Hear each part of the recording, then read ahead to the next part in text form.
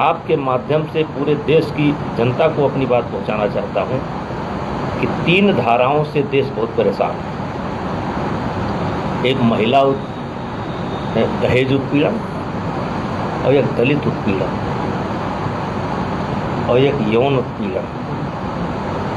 इससे पूरा देश परेशान है, क्योंकि इसको बनाया गया था संरक्षण के लिए कि किसी महिला के साथ अगर कहीं अन्याय होता है, अत्याचार होता है, किसी कमज़ोर दलित के साथ कहीं अन्याय अत्याचार होता है, दहेज के नाम पर अगर कहीं अनाचार अत्याचार होता है, तो इन तीनों धाराओं को अब लोगों ने अपने अपने विरोधियों को परास्त करने के लिए एक माध्यम बना दिया। और पूरे जो लोग भी जागरूक हैं वो इस सच्चाई को जानते हैं।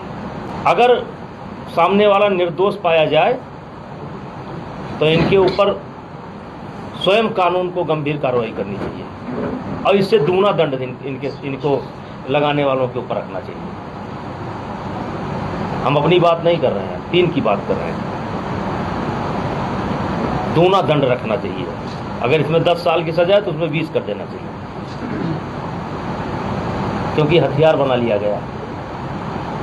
एक जनपद में, मैं यहाँ की स्थिति नहीं जानता हूँ, लेकिन मुख्यालय पर आंकड़ा होता है, एक दिन में 20-20 FIR होगी।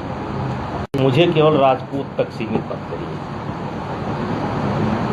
अगर आप मुझे केवल राजपूत कहते हैं तो मुझे बड़ा तकलीफ होता है,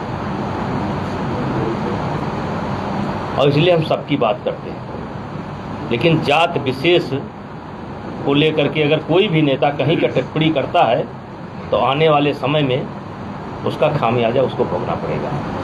जातीय जनगणना के बाद कहा जा रहा है कि प्राइवेट में नहीं, जातीय जनगणना के बाद बम फूटेगा और हम लोग इस देश से बाहर चले जाएंगे, यानी सवर्ण इस देश से बाहर चले जाएंगे। हमारे लिए कोई अलग देश बनेगा। विपक्ष का कहना है कि हम आपका जवाब दे चुके। जातीय जनगणना के बाद एक बम फूटेगा और सवर्ण जो इस देश के अंदर हैं वो आसमान में चले जाएंगे।